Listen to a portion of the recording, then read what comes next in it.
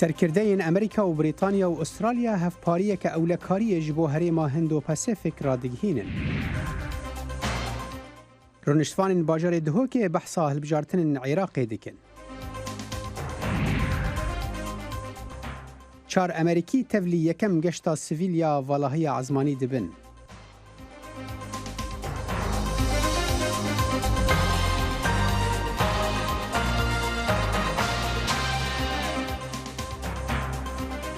دەنگی ئەمریکا لە واشنگتۆنە پایتەختە سڵاو و ڕێزین من ساڵح دەمیجەرج بووە بینەرن هێژا ئەم کورد کۆنێکشنا ئیرۆ ئینێ هەفتێ ئێلوونێ ژوەرا پێشکەش دەکەن. هەروەها لامێنیشەوە ئیدەمەتان خۆش. ئەمریکا و بریتانیا یارمەتی ئوسترالیا دەدەن بۆ پەرەپێدانی کەشتیەکی ژیردەریایی بە هێزی ناوکی. جۆ بایدن سەرۆکی ئەمریکا ڕۆژی چوارشەمە وتی سەرکردەکانی ئەو سێ وڵاتە هاوبەشیەکی ئاسایشی سێلایەنەی نوێیان ڕاگەیان کە جەختیان لەسەر ناوچەی ئیند و پاسیفیک کردووە. سەرۆکی ئەمریکا جۆ بایدن لە کۆبوونەوەکی ئۆنلاین لەگەڵ سەرۆکوەزیرانی ئوسترالیا سکۆت مۆریسون هەروەها سەرۆکوەزیرانی بەریتانیا بۆریس جۆنسن هاوبەشیەکی نوێیان لە ناوچەکانی نێوان ئۆقیانوسی هندی و ئارامدا ڕاگەیاندووە کە ڕێکەوتنەکەیان ناوناوە AUKUS. ئێمە ئەمڕۆ هەنگاوێکی مێژووی دیکە دەگرینە بەر بۆ قوڵترکردنەوە و بە فەرمیکردنی هاوکاری نێوان هەر سێ وڵاتەکەمان، چونکە هەمومان ئاسایش و سەقامگیری لە نێوان ئۆقیانوسی ئارام و هندی بە پێویست دەزانین تاوەکو بتوانین ژنگەی استراتیژی ناوچەکە چارەسەر بکەین و گەشەی پێ بدەین، چونکە ئایندەی هەریەک لە نەتەوەکانمان و جیهانیش بەندە بمانەوە و گەشانەوەی ئۆقیانوسی ئارام و هندی بۆ دەیەکانی داهاتووشمان. ئەمریکا و بەریتانیا یارمەتی ئوسترالیا ئەدەن بۆ پەرەپێدانی کەشتی ژێردەریایی کە بە وزەی ئەتۆم کار بکات. لە ماوەی هەژمانگی داهاتوودا پێکەوە کار دەکەین بۆ ئەوەی باشترین ڕێگا بۆ گەیشتن بە ئامانجەکانمان دیاری بکەین. ئەوەش تاقیکردنەوەی چڕ دەگرێتەوە کە پێویستە بیکەین بۆ سەرپەرشتیکردنی بەرپرسیارەتی ناوەکیمان لە ئوسترالیا. ئێمە بەنیازی ژێردەریایەکانمان لە شاری ئەدلەیدی ئوسترالیاوە بە هاوئاهەنگی لەگەڵ ئەمریکا و بەریتانیادا بکەین. هەر سێ سەرکردەکە جەختیان لەوە کردوتەوە کە کەشتیە نوێەکانی ئوسترالیا چەکی ناوکی هەڵناگرن. ئێمە لاپەڕەیەکی نوێی دۆستانە هەڵدەدەینەوە. ئەرکی یەکەممان لەم هاوبەشیە یارمەتیدانی ئوسترالیایەوە بە دەسێنانی کەشتی ژێر ئاوی دەریا. جەخت دەکەینەوە کە بە وزەی ئەتۆمی کار بکات بەبێ ئەوەی چەکی ئەتۆمی هەڵبگرێت. کارەکەشمان بە تەواوەتی پابەند دەبێت لەگەڵ پەیەمان نامەی بڵاونەبوونەوەی چەکی ئەتۆمی. هەرچەندە هیچ کام لەو سەرکردانە ئاماژەیان بە ڕۆڵی چین نەکرد، بەڵام شیکەرەوان ئەمە بە هەنگاوێکی دیکەی هاوپەیمانی ڕۆژئاوا دائنێن لە هەمبەر پێشڕێوەکانی تەکنۆلۆژیا و بواری لەشکری پەکین. یحیا بەرزنجی دەنگی ئەمریکا. سەرۆکی ئەمریکا جۆ بایدن دەبێژە هەوایە تند کۆ ئەنجاما گوهارتنا کەش و هەوایە ئەمریکا دخە ڕەوشەکە تەنگاڤیان. ئەو هەوڵ دەدا دوو پرۆژەیە بریاران لە کۆنگرێسێ دەرباس بکە کۆ نرخەوان بە ملیاران دۆلارن ji بۆ çêkirina ziyanê. Raporta peyamnêra dengê Amerîka lê Koşka Spî Anita Powell ronî dide ser vê mijarê. ئاگرکەوتنەوەی ترسناک باو باهۆزی بەهێزی وێرانکەر و بەرزبوونەوەی ئاستی لافاو. جۆ بایدنی سەرۆکی ئەمریکا دەڵێت ئەلبەتە ئەوە وەک خەیاڵ نایەتە بەرچاوت، بەڵکو کەش و هەوا بە شێوەیەکی ترسناک و ناپێشبینی کراو دەگۆڕێ بە باو باهۆزی تند و لافا و ئاگرەکانی کە سەرانسەری کشوەری ئەمریکای گرتۆتەوە. لەم هەفتەیەشدا سەردانی ئەو ناوچانەی کرد کە بەهۆی ئاگرکەوتنەوە زیانیان پێگەیشتووە تا داواکاریەکی ئاراستەی خەڵقی ئەمریکا بکات. کەش و هەوای سەخت لە سای ڕابردوودا بای 99 میلیارد دلار زیانی بە ئەمریکا گەیاندووە. با دووبارەی بکەمەوە. کەش و هەوای سەخت لە سای ڕابردوودا بەگشتی بای 99 میلیارد دلار زیانی با ویلایەتە یەکگرتووەکانی ئەمریکا گەیاندووە. بەداخەوە لەم ساڵیشدا ئەم سەجەرەیە دەشکێنین. ئەوە زیانێکی وێرانکەرە بۆ ئابووریمان بۆ زۆربەی کۆمەلگاکان. چارەسەری سەرۆکیش پلانێکی خەرجیە بای 3.5 تریلیۆن دلار کە لە نێوان شتەکانی تردا و بەرهێنان دەکات لە وزەی پاک و ئۆتۆمبیلی بێگازی زیان بەخش و پشتبەستنی وڵاتیش بە پیشەسازیەکانی ژینکە پیسبوون کەم دەکاتەوە. ئەو پرۆژە یاسایی ئەنجومەنی نوێنەرانی تێپەڕاندووە، بەڵام ئێستا ئەوە لە دەستی ئەو 100 ئەمریکیەیە کە لە ئەنجومەنی سینادان. داکۆکیکەران لە ژینگە لە نزیکەوە چاودێری دەکەن و دەڵێن یەکنیگەرانی ئەوەیە کە ئەم پرۆژە یاسایانە پڕن لە بڕگەی تریمایی مشتومڕ کە پەسەندکردنیان دوا دەخات. پاکێجی ئاشتەوایی تەنها سەبارەت بە گۆڕانکاری کەش و هەوا نییە، هەروە ژمارەیەک بەرنامەی کۆمەڵایەتی لەخۆ دەگرێت و ئێمە نازانین بۆی کامیانەوە دەربازمان نابێت. ڕەنگە داکۆکیکەران لە وزەی پاک ناومێد بن، لەوانەشە داکۆکیکەران لە پرۆگرامی کۆمەڵایەتی ناومێد بن یان هەردووکیان. بەڵام داکۆکیکەران دەڵێن ئەمە پرسێکی بەپەلەیە و بەشێکی وڵاتەکە بەڕاستی گەڕی تێبەر بووە. وەک ئەوەی ئێمە لە هاوینی ڕابردوو بەدیمان کرد و لە ڕاستیدا لە 2 ساڵی ڕابردوودا کارەساتە سروشتیەکان لە سەرانسەری وڵاتدا خراپتر بوون. ئاگرکەوتنەوە لە ڕۆژئاوا باوباهۆزی بەهێز لە کەنداو و ئەو زانیارانەی کە لە دەستەی باڵای زانستیمان دەرئەچێت ئەوەیە کە گۆڕانکاری کەشوهەوا لێرەیە و بە بەردەوامیش خراپترا بێت و ئێمە کاتێکی کەممان لە بەردەستایە تا هەڵوێست وەربگرین و ئەو کاریگەریانە پێچەوانە بکەینەوە. بەرهەڵستیکارانی پرۆژە یاساکە کۆمەڵێک ناڕزاییان خستۆتە ڕوو کەوا ڕێگەی هەرزانتر هەن بۆ بەدەستهێنانی وزەی سەوز، گوایە پیشەسازیە نەریدەکانی وەک خەڵووسکار لە دەست دەدەن، هەروەها کەوا خەرجی ئەو پرۆژە یاسایە پارەیەکی ئەجگار زۆری تێدەچێت. ئەوە قورس نییە کە ببینین 3 یا 4 تریلیۆن دلاری دیکەی قەرزی حکوومەت کە بەڕاستی بۆ حکوومەتی فیدرالیش باش نابێت. وابزانم ئەوە ئێمە لە قەیرانێکی دارایی نزیکتر دەکاتەوە. دەبێت ئەوەمان لەبیر بێت کە 10 ساڵ لەمەوبەر چەندین وڵاتانی وەکو یۆناان و ئیتالیا کەوتونەتە قەیرانی ڕاستەقینەی حکومی دارایی و ئابووریەوە، چونکە حکوومەت پارەی زۆر قەرز کردبوو. من دەترسم کە ئەمریکاش بەو ئاراستەیەدا دەڕوات. ئەی باشە ئیستا چی ڕوودەدات؟ بایدن دەڵێت کە سوورە لەسەر تێپەڕاندنی ئەم یاسایە سەرڕای ڕێگرێکان لە کۆنگرس. کۆماریەکانیش لە بەرهەڵستیکردنی یەکگرتوون، تەنانەت هەندێک لە یاسادانەر دیموکراتەکانیش سەڵیان لێ دەکەنەوە. لە هەفتەی داهاتوشدا ئەنجومەنی سینات بڕیاری لەسەر ئەدات. ڕژێمی کۆماری ئیسلامی ئیران وەکو باز دەکرێت لە 14 ڕابردوودا ئەوەی پێکراوە لە دژایەتیکردنی کورد لە کوردستانی ئێراندا درێغی نەکردووە و ناوچەکەی بەلەشکردنیوە و زۆر جار هێڕشی کردووەتە سەر ئەو هێزە کوردیانەی کە لە هەرێمی کوردستاندا نیشتەجین.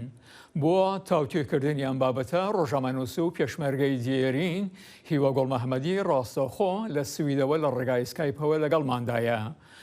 کاکە هیوە خۆشاتنەوە بەڕامەی کورد کۆنەکشن، هێزەکانی کۆماری ئیسلامی هەر لە ڕۆژی پێنجشەمەوە بە تۆپ و فڕۆکەی بیفڕۆکەوان بنکەکان هێزە کوردەکانیان لە هەرێمی کوردستان بۆمباران دەکەن. هێڕۆشی ئەم جارەیان بە چ بەهانەیەکە؟ سپاس دەکەم کاکەجانی و هەروەها سپاس بۆ تەماشاوانەری بەرنامەکەتان. ئەم جارەیان ڕژیم بیانووی ئەوەیە کە دەڵێت هێزەکانی هێزە کوردیەکان دەبێت چەکدا بنێن و لە باشووری کوردستانە دوور بکۆنەوە، لە سنوورەکان دوور بکۆنەوە. بەڵام ئەوە ڕواڵەتی بابەتەکەیە بەشێکی دەگەڕێتەوە بۆ ئەو ڕەوشەی کە لە ناوچەکەدا هات بە تایبەتی دوای کشانەوەی ئەمریکا لە ئەفغانستان و شیمانەی ئەوەی کە ئەمریکا تا ئاخری ئیمساڵ لە عێراقا بکشێتەوە. ئێران دەوێت دەستی خۆی درێژ بکات وە بەشێکی باشووری کوردستان بخاتە بن کۆنتترۆلی خۆی و لەو ڕێگەیەوە بتوانێت هەژمونی خۆی بەسەر ناوچەکەدا لە بەرابەر تورکیەدا زیاتر بکات. کاکە هیوە لەو ناوچانەی کە کراونەتە ئامانج، ئایا سوپای ئیرانی و پازاران ئامانجێکیان گرروپێکی تایبەتە؟ ئەوەندەی کە ئەو بمبارانە دەگرێتەوە لەو نزیکی مەقڕی هێزەکانی حزبی دموکراتی کوردستان و حزبی دموکراتی کوردستان ئێران و هەروەها بەشێک لە هێزەکانی کۆمەڵە بووە. بەڵام ئەوانە دوورن لە سنوورەکانەوە، لەو سنووراندا هیچ جۆرە جموجوڵێکی سەربازیان نەبووە، تەنیا هێزی پێشمەرگە لەوێ بەجێکراون، بنگەی سابتیان هەیە، بەڵام هیچ مەترسیەک نەبوون لەسەر ڕژیمیێرە. هێڕەشەکانی پاسدارانی جمهوری ئیسلامی هاوکاتە لەگەڵ هێڕەشەکانی تورکیا بۆ سەر هەرێمی کوردستان و پەکەکە، ئایا هیچ پەیوەندیەک دەبین لە نیوان ئەمانە؟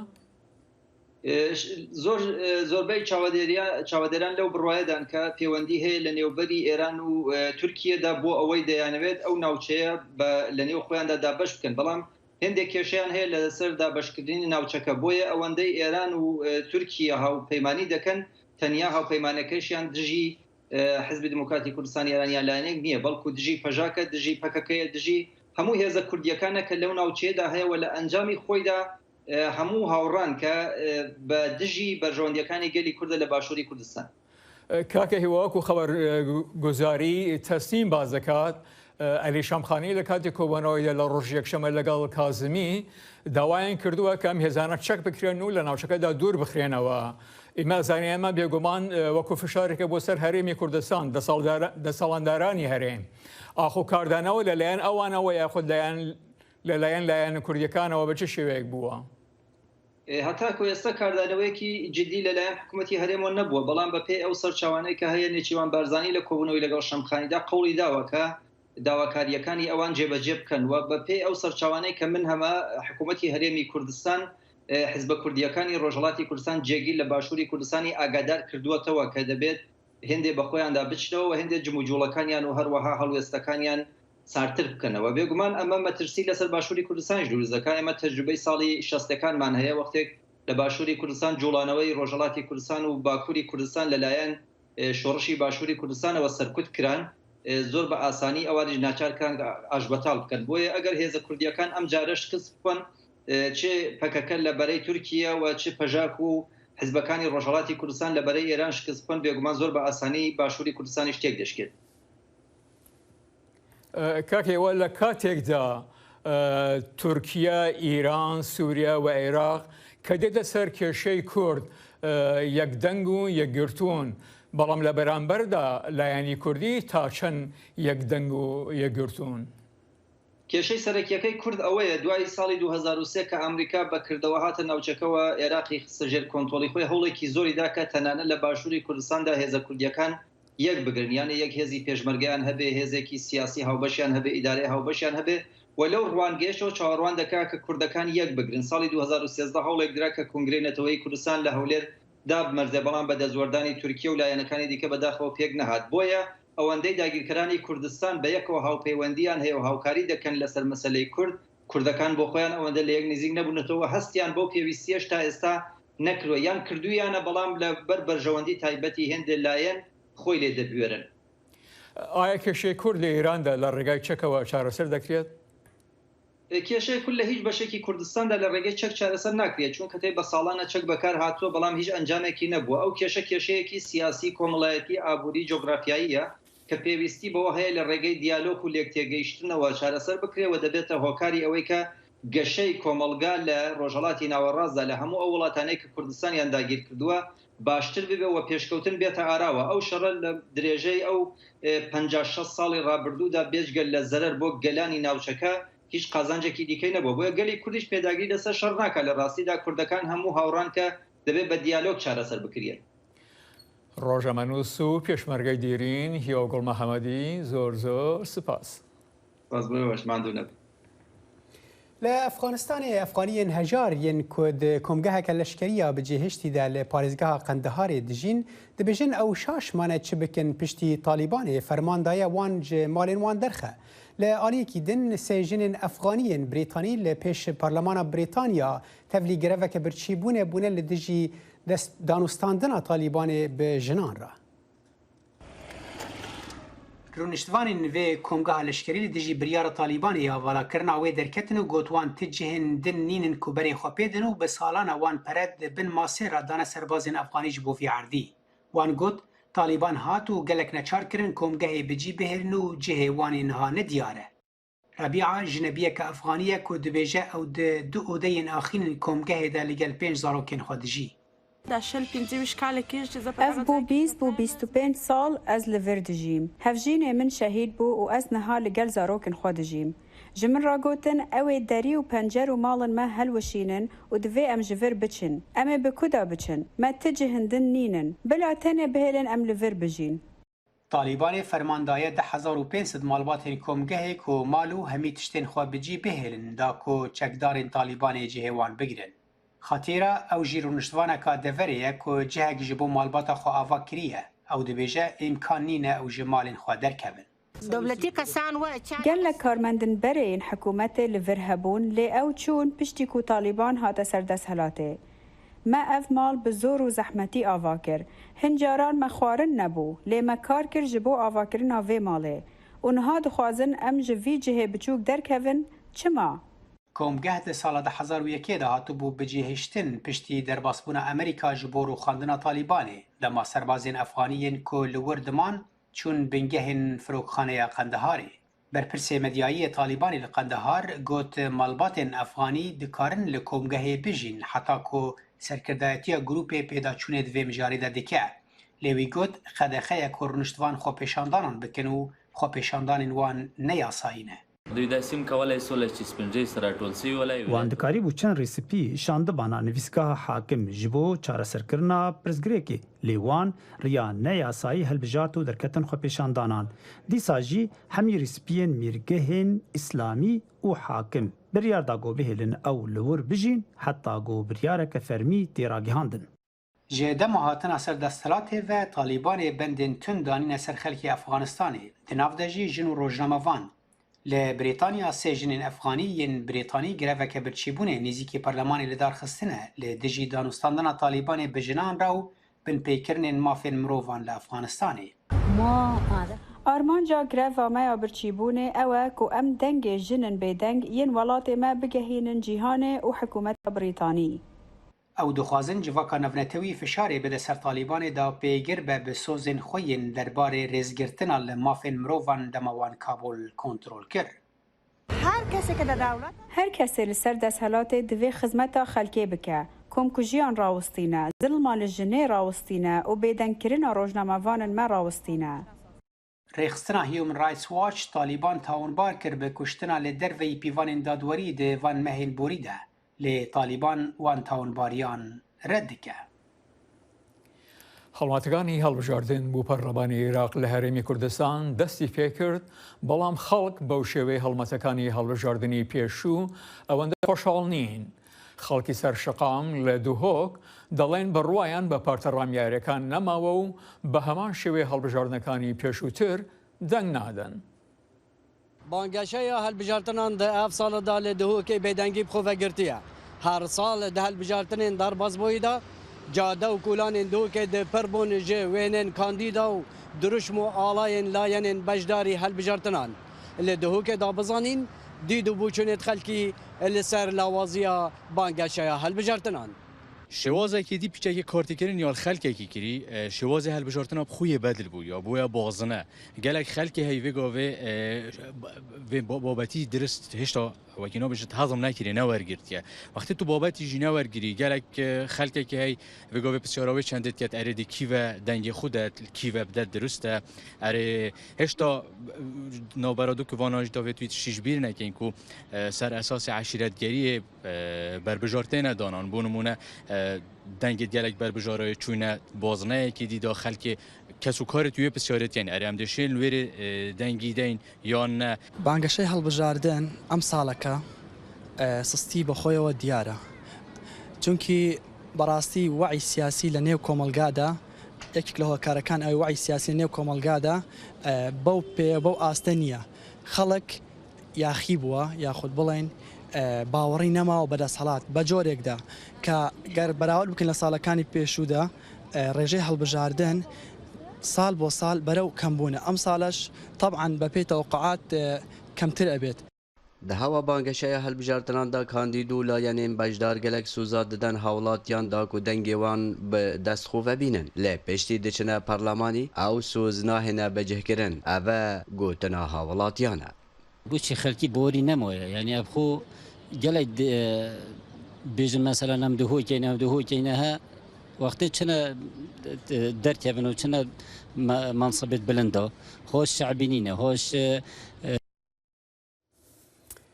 دربدرین کمپا واشوکانی یا حسکه لباکور رجلات سوریه ده روشک خراب ده دجین دورا 10300 مالبات ده 10000 کند دجین 400 مالبات به علاوه گرم کردن نو ریوبریا کامپه دبیجه آلیکاری نهایی تیرا پیوستین دربدرین کامپه ناکن پامنیر مال قامشلو آگاهیم بهتر هنه لکامپ واشوکانی دربدرین سریکانی ده روشک خراب ده به ورزی چلروتین لکامپ واشوکانی گودکەver سەریاد ناوبەرە حەسەکی و تلتەمێرێدە زێدی 14713 دەربدەرن سەرێکانی لێ هاتنە بجیکردن لە کامپ واشوکانی نێزیکی 2300 مالبات و 2000 کۆن هەنە 400 مالبات جوان ji pêdiviyên germkirinê heyanaha bêparman e حاضرکردنê ziftanî sivinc lazimin betanî lazimin navçîvan xêmana ji me bixêrîn mane av têkevê bin konî me de ji ber wî yani em daw dikin هين حيانا منظمات شتك نانيني بس اما تدي اداره ذاتيه شمرقو والله قو امي بينن بس هين واجهين حيانا يعني شتك نانين د ئەنجامانە ناسکردنا کامپێ ji aliyê netewên yekbûyî ve heta niha bandorê li ser kêmbûna pêdiviyên bingehîn dike. Got pir malbat heya niha bê konmane an her du malbat di yek konî de ne. Ana zistan hat. Bê ezbat payîzê va zistan hat. Bê me ne cî newar. Mezbût wer. Bê zanî. Sibê kamê çi xwediyê serê xwe kin. Em zindirê van çadiran çadir bê zanî. Va bû di sarê wan giştî hev ket. Zistan hat bê çika zistanî. Me zistanî kaçiye. Em hindir qurban derbe. Teşekkür. Bê em feqîn la hewle ve la quwwe. Bê zanî. Kesî me binertineyî. Bê zanî. Ev nana ev çikanê gidin me bê zanî. Ev maûnatê gidin me bê xwe têra me der rojan. Rêveberiya Kampawa Şûkanî ji dengê Amerîka ra dibêje vê zivistanê di rewşeke pir xerab de wê derbinderên serêkaniyê derbas bibin. Ji ber heya niha tu rêxistinên mirovî berpirsiya amadekarîna pêdiviyên zivistanê negirtiye serxwe. 3009 malbat di bir de jiyan dikin. Ama konê hatî dayîn 1984 konin yê dinê jî mudîfin li ser konan. Ji bo rewşa zivistanê heya ana tim munezame xwe nedayî ti ber tiştekî de ne xwe dayê mesî bo cilê zaroka teyî zivistanê ne xwe dayî ber mazotê ne xwe dayî ber soba rewşa zivistanê pir xerab ew ê heya got munezeme got xwe nedin ber wê rewşek pir xerab ser me dwere. Piştî êrişa Tirkiyeyê li ser bajarê Serêkaniyê di Oktobera sala 2019 de ev zivistana sêyemîn e got dê li ser derbiderên Serêkaniyê derbas bibe û careke din derbiderên Serêkaniyê li kampa Şûkanî wê di nava zehmetiyên sermê de werin. Li bajarê Hesekê du kampên taybet bi derbiderên Serêkaniyê hene. Her du kamp jî ji aliyê netewên yekbûyî ve nayên maskirin. Her wisa rêxistinên mirovî yê navneteweyî û xwecehî pir kêmin di kampê de. Li aliyekî din rêveberiya xweser dibêje got karîna wan sînordar e. Di encam de bi hezara derbiderên Serêkaniyê di rewşeke pir xerab de jiyan dikin. Zana Umer dengê Amerîka, Kampa Şûkanî. Bi pê raportî salî 2021 Encûmenê Amarî Tirkiye, helawsan li Tirkiye 19.24 dersad firêtir bûye, her çend desaladaran dilên kirêdest çûte serەwە, belam xelk hestî pê nakin.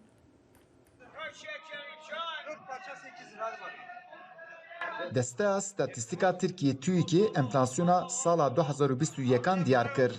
Li gorî vî enflasyona Tirkiye di warê salane da sedan 19.24 bilind bûye. Bestimeha tebaxê da jî ev rêje sedan 1.12 zêde bûye. Di sûk û bazarên Enqerê da jî him kiryar û him jî firoşvan vê yekê di ser jiyana xwe da hîs dikin. Destilatî herçiqas bêje ku di mûçeyên kêmtirîn da 16 qat zêdebûnî hatiye çêkirin jî lê mêzexer û malnişîn vê yekê di jiyana xwe da hîs nakin. Zeliha Aksos bi xwe malnişînê gava ew behsa aboriyê dike dibêje her tişt lewtiye. Ez nikarim tiştekî bêjim. Ez xaneşînim. Dikarim bêjim ku hemû tişt lewtiye. Biha firiyane. Jiyan giran bûye. Ekramiyên malnişîna bi 1 lîre didome. Ti kes ji jiyana xwe ne dilxweş e.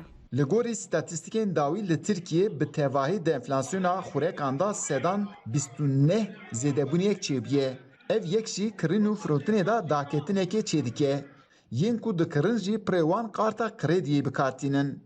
Meyvefiroş Zafer Bektaşî vê yekê pesend dike.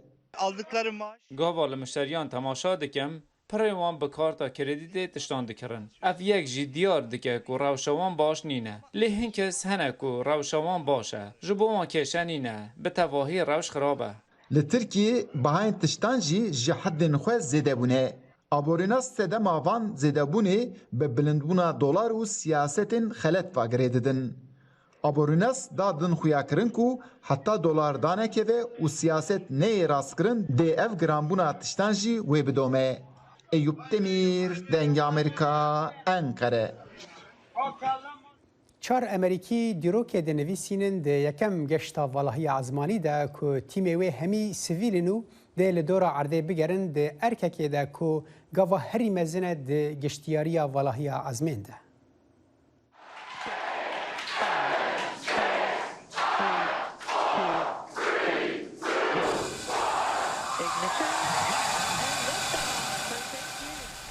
ئەمریکایی کارێکی مێژوویان لە گەشتی ئاسمانیدا تۆمار کرد و وەک 4 کەسی مەدەنی بۆ یەکەم جار دەستیان داوەتە گەشتێک بە دەوری زەویدا و ئەمەش خاڵێکی نوێ وەرچەرخانە لە گەشتیاری بۆ واڵای ئاسماندا. جەرێد ئایزاکمن ملیاردەری تەمەن 38 ساڵ، هەیڵی ئارسێنۆی تەمەن 29 ساڵ و یاریدەری پزیشک، کریس سەمبرۆسکی تەمەن 42 ساڵ و ئەندازیاری کۆمپیوتر، شان پراکتەر تەمەن 51 ساڵ و مامۆستا. ئەمانە ئەو 4 کەسن کە شەوی چوارشەمە لە سنتەری واڵای ئاسمانەی کەنەدی لە فلۆریدا لە ڕێگای کەشتی ئاسمانەی کرۆدراگەن کە لەلایەن کۆمپانیای سپیس ئیکسەوە دروستکراوە دەستیان کرد بە گەشتە 3 ڕۆژەیەکەیان. کۆمپانیای سپیس ئیکس کۆمپانیایەکی کەرتی تایبەتە و دەستی کردووە بە ناردنی ئاسمانگەڕەکان بۆ ویزگەی واڵایی نێودەوڵەتی. کەشتی ئاسمانی دراگەن بە تەواوی ئۆتۆماتیکە و لە بەرزایی 585 کیلومتری سەرەوەی زەویەوە دەسوڕێتەوە، واتە لە سەرەوەی شوێنی ئیستایی ویزگەی واڵای نێودەوڵەتی و هەروەها لە سەرەوەی تەلەسکۆپی واڵای ئاسمانی هەبل. ئەرکەکە لە ژێر ناوی ئینسپیرەیشن 4 لەلایەن ئایزاکمن کە ملیاردەرێکی بواری تەکنۆلۆژیا و دامەزرێنەری کۆمپانیایەکی پارەدانە بە شێوەی ئۆنلاین بەڕێوە دەچێت. دەوترێ ئەو بۆ ئەم گەشتە چەند ملیۆن دلاری بە کۆمپانیای سپیس ئیکس داوە و وا بڕیاریشە داهاتی گەشتەکە بدرێتە سنتەرێکی لێکۆڵینەوە و دەرمانی منداڵان.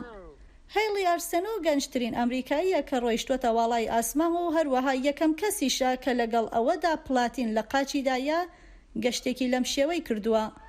فڕینەکەی ئایزاکمن زۆر بەرزتر و گرنگترە لە فڕینەکەی 2 ملیاردری دیکە، واتە ڕیچارد برانسۆن و جێف بێزۆس، کە هەر یەکەیان لە سەرەتای ئەمساڵدا لە ڕێگای کەشتی ئاسمانی خۆیانەوە و بە دارایی خۆیان گەشتێکی کورتیان کرد بۆ سنووری واڵای ئاسمان.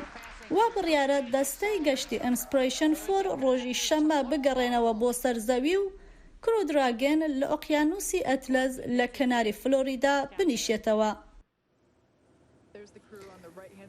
بینەرن هێژێ بە vê raportê em digihên dawiya Kurd Connection'a îro ta Kurd Connection'a roja sêşemê Silavên hevkarên min Bêrîvan Yusufî û Xalid Fetah li kontrolê û li vir li stûdyo hevkarê min Canî Dîlan û min Saleh Demîcer ji bo we her şad û bextewar bin. Bemîne xweş.